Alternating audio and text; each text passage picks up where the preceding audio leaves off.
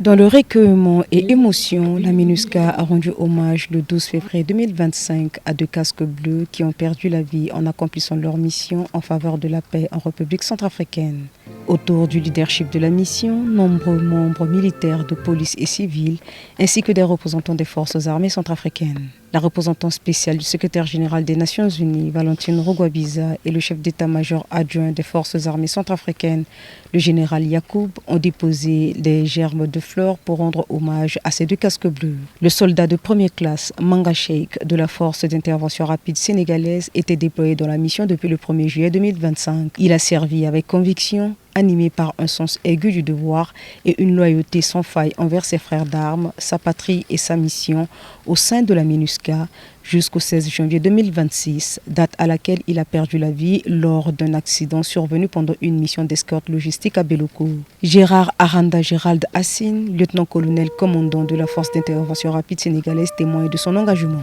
Although his passing resulted from an accident, it remained a deeply felt loss for his unit, his contingent, and for the entire MINUSCA.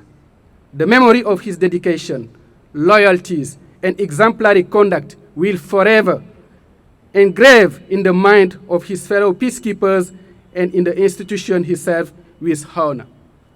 His memory should continue to inspire his unit, the contingent, and all members of MINUSCA in the pursuit of peace, security, and professional excellence. Rest in peace, Jambar. La mission honorait également la mémoire du gendarme de première classe Mustafa Ahmed Mohamed de l'unité djiboutienne de police constituée. Depuis son déploiement dans la zone de mission le 10 février 2025 et jusqu'à son dernier souffle, il a servi avec honneur, courage et loyauté les idéaux des Nations Unies. Apprécié de tous, la disparition subite du gendarme première classe Mustafa Ahmed Mohamed, survenue un petit matin du 17 novembre 2025, alors qu'il s'est préparé pour un congé familial, a créé une vive émotion parmi les contingents et une palpable consternation pour sa famille qui s'apprêtait à l'accueillir. Sa disparition, tout autant brusque que douloureuse, laisse un vide réel au sein de l'unité, mais aussi les souvenirs d'un homme bon, d'un soldat d'honneur ayant croisé son destin